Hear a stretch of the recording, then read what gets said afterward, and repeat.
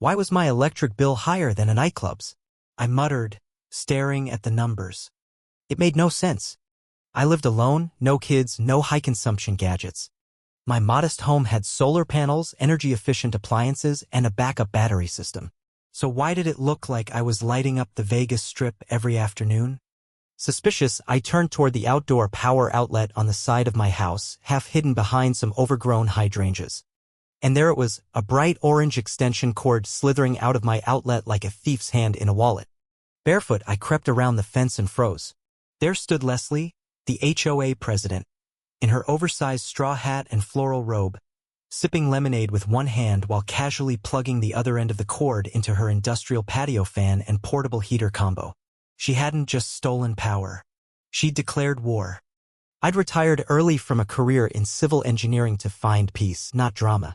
But now I had an HOA dictator stealing my electricity like a mosquito with a name badge. Leslie had always been a menace armed with a clipboard, obsessed with azaleas and ruling over mailbox angles and door reads with tyrannical vigor. I didn't confront her right away. I took a look at the outlet, checked the wiring, and confirmed my suspicion. The circuit was tripping from excessive use. Pulling up my smart meter app confirmed it. Spikes every day from 1 to 5 p.m., peak lounging time on Leslie's deck. So I did what any normal, patient man would do. I bought a trail camera, disguised it as a birdhouse near the outlet, and waited. 3 days of footage showed Leslie strolling over like she owned the place, plugging in her cord while balancing a smoothie in one hand and her phone in the other. Day 3, she shouted to her husband, "Don't worry, Greg. We'll have enough juice for the blender this time." A blender. She was blending drinks with my power. That was the final straw. I caught her in the act. "Leslie, did you know that's my personal outlet?" She didn't flinch. "Oh, that again. It faces the HOA-maintained side yard, technically community property. We voted to allow utility sharing for outdoor events." A vote? Unofficial. But I'm the president, so it stands. I told her plainly to stop or I'd call the city. She laughed. "You should thank me. That space was dead weight." She had no clue what she'd just confirmed. That outlet wasn't just decorative. The previous owner had rerouted it when upgrading the septic system. It now fed the aeration motor for the Tonka Smart, eco-friendly setup that quietly did its job until overdrawn power triggered a backflow failsafe. A failsafe that emptied directly into the HOA-maintained drainage channel one Leslie had rerouted without a county permit. Her patio, in all its glory, sat atop a drainage pipe that now doubled as a ticking time bomb. That night, I checked the system. It was flirting with red zones. Instead of correcting it, I optimized it. I installed a timer. Leslie had plugged herself into a countdown. When Leslie handed out glossy flyers for her annual summer garden gala, boldly claiming it would be powered by our green energy neighbor Evan, I smiled and said nothing. I calibrated the septic monitor, cleaned my porch chair, poured lemonade, and waited. By 2 p.m., the cords were in. Her party roared with music, lights, fans, and the telltale thrum of a margarita machine. The septic system monitor began its countdown, 1 hour to pressure failure. I watched. Leslie pranced around, soaking in compliments. She grabbed the mic and shouted, "Thank you, Evan, for sharing your outlet. We love our sustainable neighbor." I raised my glass. With 38 minutes left, the system crossed its first critical threshold. At 22 minutes, it spiked again.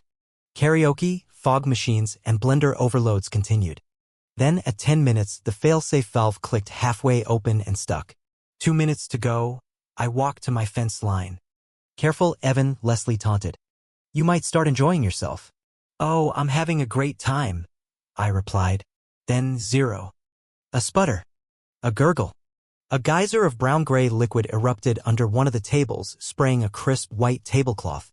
Screams. Chairs tipped. Plates crashed. Koi vanished under murky water. Then came the smell.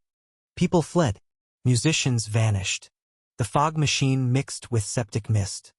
Leslie stood frozen with the mic. Feedback shrieked. Then she slipped. Not in mud. And the backyard kingdom collapsed. I didn't gloat. I just watched. Every second recorded. That night, emergency plumbers came. The stench lingered.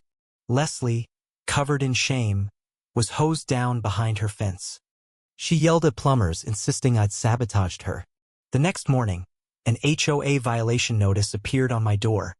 $5,000 fine for unauthorized environmental hazard. I laughed. She was doubling down. Then came the anonymous city complaints, driveway citations, solar glare warnings, mailbox misalignments. Leslie had gone full scorched earth. But I was ready. I compiled footage, power logs, permits, timestamps. A full engineering report. She wasn't ready for a civil engineer with a paper trail. The final straw came one night. I caught her trying to tamper with my breaker box. I turned on the flashlight. She shrieked and bolted, tripping over the extension cord. I filed a report. Police shook their heads. "We see this more than you'd think," one said. Word spread. Neighbors shared their own stories. Secret meetings, phantom fines, landscaping favoritism. Then someone uploaded the party footage to the local group. Comments exploded. Then the health department showed up. They traced runoff contamination to the septic overflow. Not only Karen's yard, but a protected wetland had been hit. County reps questioned me. I handed over everything. When they reached Leslie, she slammed the door. HOA board members resigned. Leslie launched a PR campaign, claiming I was a madman with a DIY sewage lab. Flyers. Photos. Lies. But the video was undeniable. The county launched an investigation. Environmental infractions.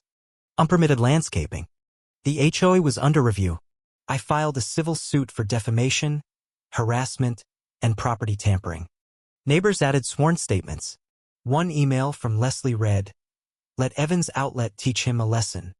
She still held wine nights, boasting the HOA could seize my utilities. I recorded it all. At the emergency HOA hearing, Leslie arrived in red, rambling about unity and rogue homeowners. Then they played the video. 3 straight days of Leslie plugging in. The septic logs matched the footage. Gasps filled the room. A county rep revealed a contamination map. An elderly neighbor shouted, "You said it was a butterfly garden." Then came the fines, up to $250,000 pending. HOA audit. Leslie might be personally liable. She blinked. No spin.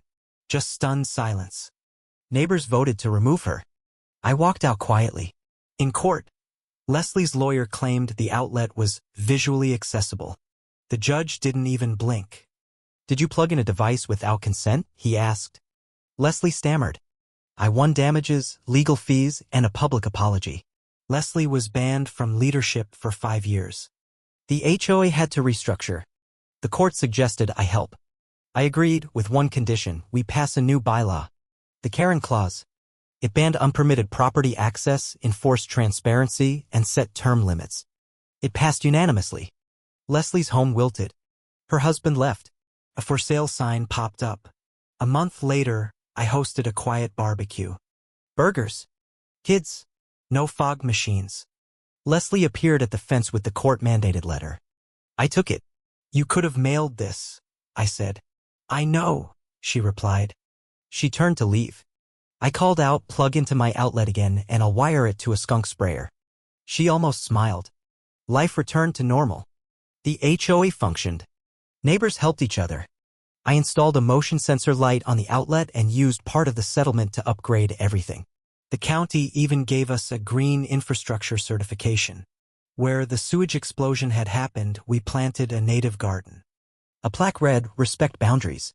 Electrical, personal, and otherwise." Eventually, Leslie's house sold. The new couple was kind and quiet. The husband asked about the sealed outlet. "Just a reminder of how not to meet your neighbors," I said. He laughed. That night, I sat on my porch and looked up at the stars. The outlet stood locked and labeled. Not just protected, but honored. Some people fight with fists. Others with words. Me? I used a septic tank, and it flushed the truth right into the light.